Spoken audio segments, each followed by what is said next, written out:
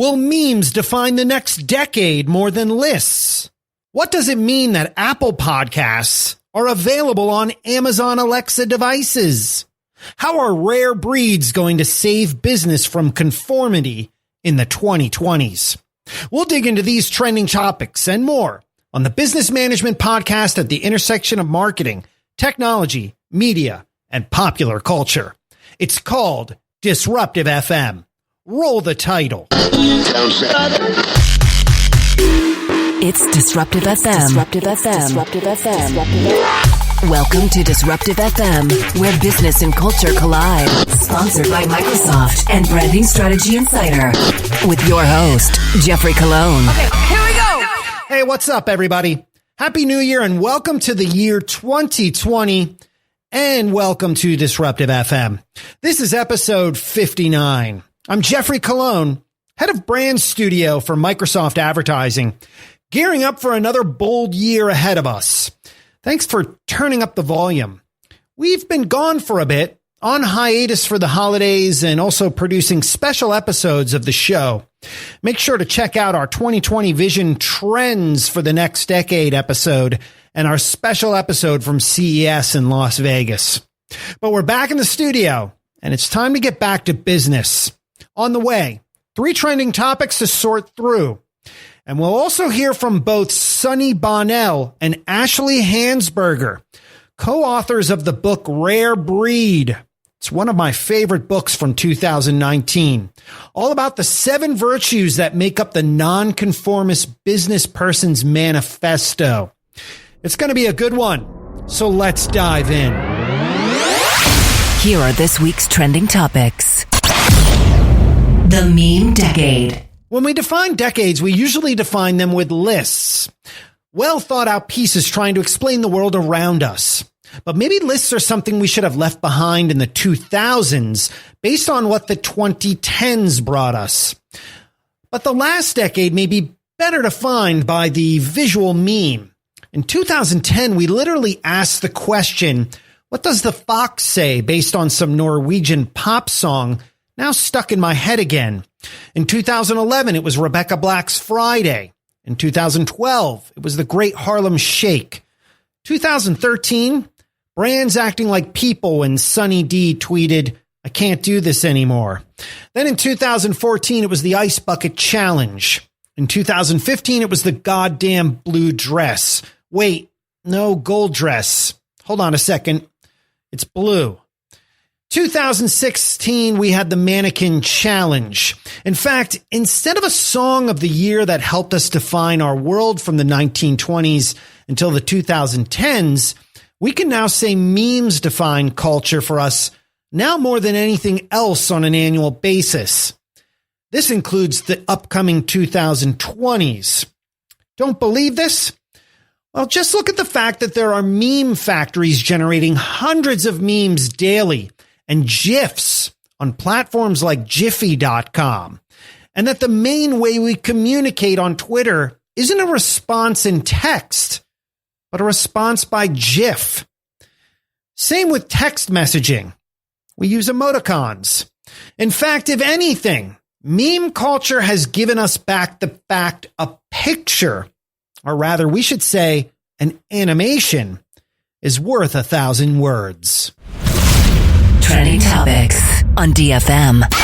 Podcast default. If you have a smart speaker and you want to listen to podcasts, you usually have to ask the service the podcast is on. For example, Alexa, play Disruptive FM podcast on Spreaker. Or Alexa, play Disruptive FM podcast on iHeartRadio. Or Alexa, play Disruptive FM podcast on Spotify. You catch my drift here. There really isn't a default on Alexa when it comes to listening to podcasts. So it really caught our eye, or should we say ears, when we learned you now can ask Alexa to play podcasts on Apple Podcasts. Why is this groundbreaking? First, if you're a listener of podcasts on mobile using Apple on Alexa makes sense. Also, this is the first time ever we can recall in the history of Apple that they are offering a service outside their walled garden. You don't need Apple hardware to listen to Apple Podcasts on an Amazon Alexa. Is this a sign of things to come? As the tech giant pivots from hardware dominator to services provider, its essential services are found on devices others might produce. The thinking for a long time was people would be forced to use an Apple service on Apple products. But the fact smart speaker penetration is now controlled pretty much by two companies not named Apple may have caused this reawakening. This will be interesting to watch and could mean Apple TV Plus, the original content service, ends up on smart TV interfaces without needing the Apple TV box set.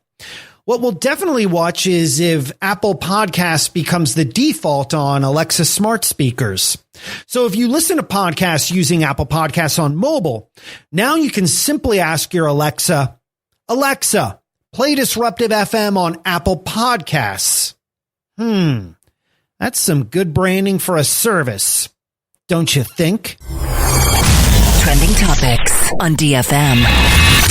Rare breed. Sonny Bonnell and Ashleigh Hansberger are co-founders of Motto, a branding firm in Brooklyn, New York. Last month, I was browsing a bookstore in Seattle and I came across their book entitled Rare Breed, a guide to success for the defiant, dangerous, and different.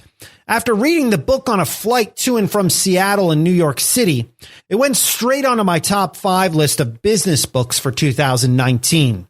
Sonny and Ashleigh are a breath of fresh air in a world mired in conformity. My biggest takeaway speaking with them, don't think that following the rules applies equally to everyone. So when your Uncle Tommy says, "Hey, this is how I did it," take it with a grain of salt. What other words of wisdom did the ladies offer?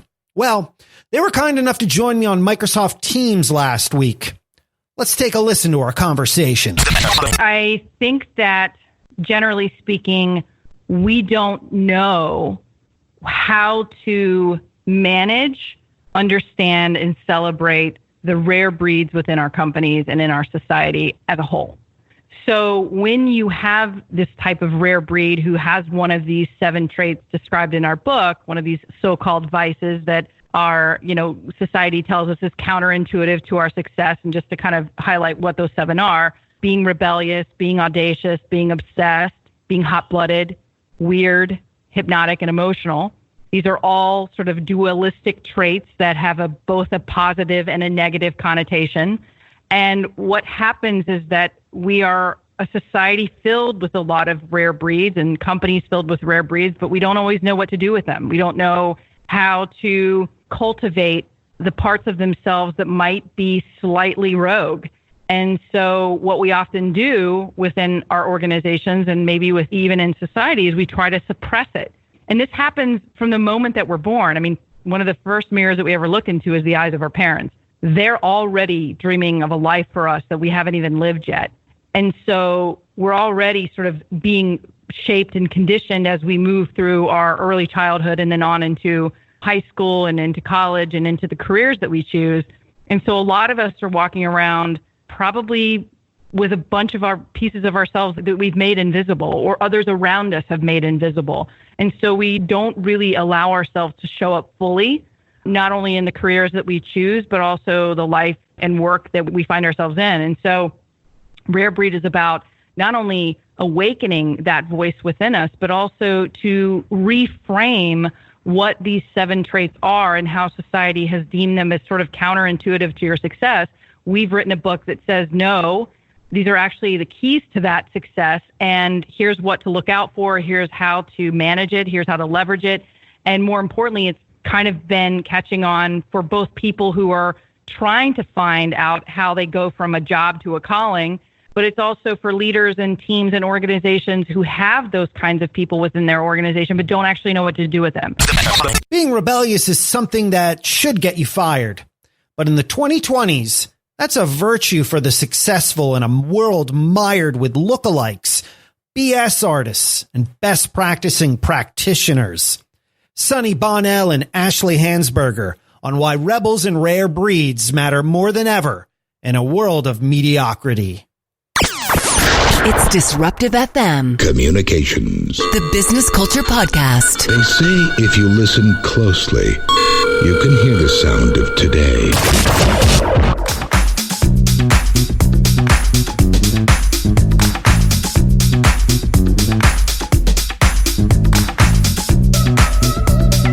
It's Disruptive FM, the culture of business. I'm Jeffrey Colon. Thanks for being here. We would love to connect with you. Follow us on Twitter and Instagram at Disruptive FM. And you can connect with me personally on Twitter and Instagram at DJGEOFFE. Big shout out to our 3 sponsor partners: Microsoft Advertising, Intelligent Connections. Create smarter customer journeys in the era of customer-centric marketing. Learn more at microsoftadvertising.ai. Branding Strategy Insider. Branding Strategy Insider serves 50,000 plus senior level marketers, CMOs, and business decision makers daily, and is distributed by partners such as The Washington Post, Wall Street Journal, Google News, and Forbes. Branding Strategy Insider is the leading resource for thought leadership in brand strategy and brand management. Learn more at brandingstrategyinsider.com. And Iographer. Iographer creates accessories for your mobile devices to help you make better videos. We use them on a lot of our videos here at Disruptive FM. Learn more at iographer.com. In the background, music from the Harlem Dance Club. It's a track called The Last Night. Out now on Springbok Records. Disruptive FM presents Stop! It's the motherfucking remix! Everything is a Remix.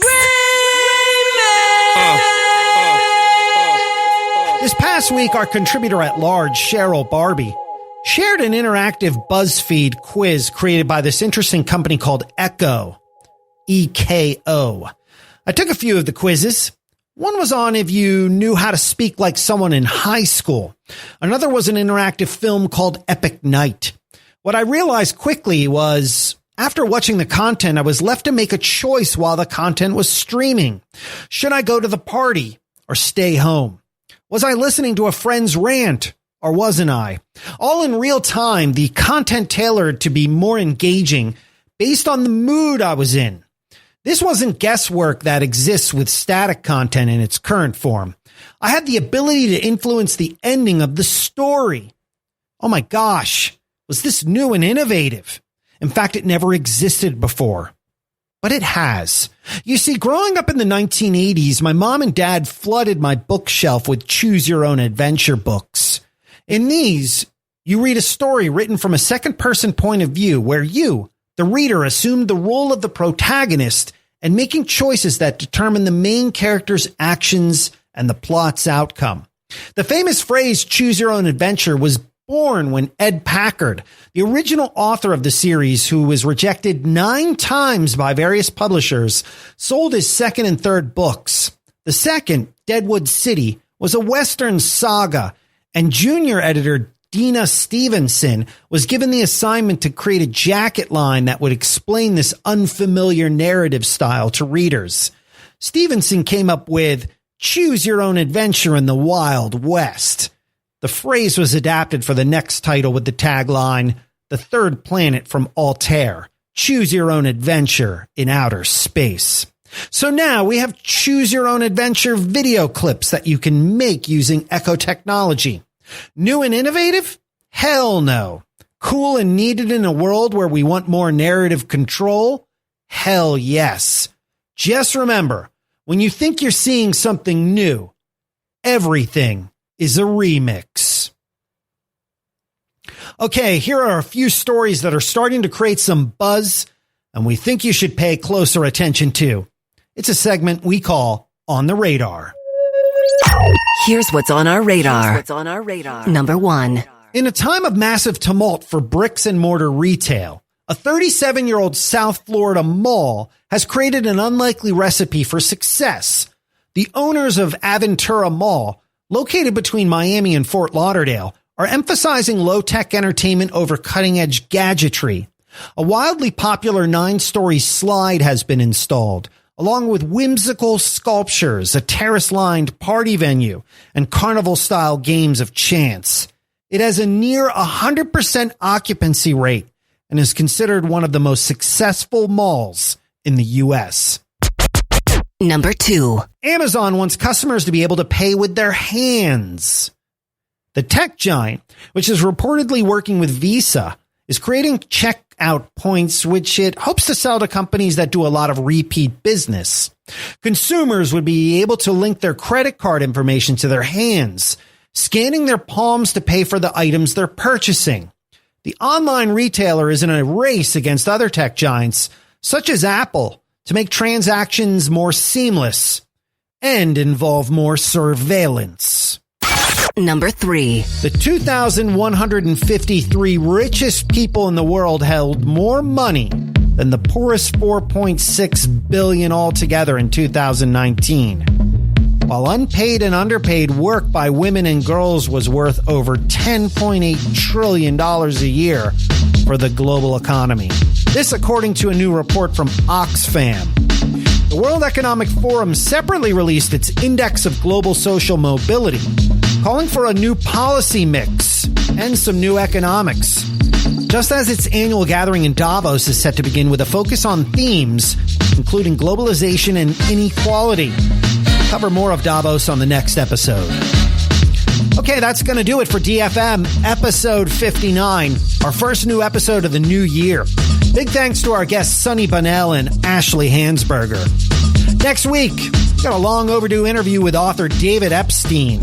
And in the next couple of weeks, we speak with Adrian Bellina of Jam 3, taking all things experiential. Plus Rick Farman, Casey Carroll, and a whole lot more. Also, check out a special episode of DFM with myself and Aya Kikamova, where we look at the trends you need to know for the 2020 decade. It's called 2020 Vision. As always, thank you for your time and attention. Help us out in our quest for world domination. You can rate, review, and subscribe to the show. We're on Spotify, Apple Podcasts, Google Podcasts, Spreaker, Stitcher, YouTube, iHeartRadio, SoundCloud, Deezer, CastBox, Podcast Addict, and Pandora. One more time with the socials, Twitter and Instagram at DisruptiveFM. And of course, check out cool content from our 3 sponsors, MicrosoftAdvertising.ai, BrandingStrategyInsider.com, and iographer.com. Until next time, from everyone here at DFM, I'm Jeffrey Colon. We'll catch you next week. You've been listening to Disruptive FM with Microsoft Communications designer Jeffrey Colon. All thoughts are his own. Disruptive FM is produced in Los Angeles by Feeler Media.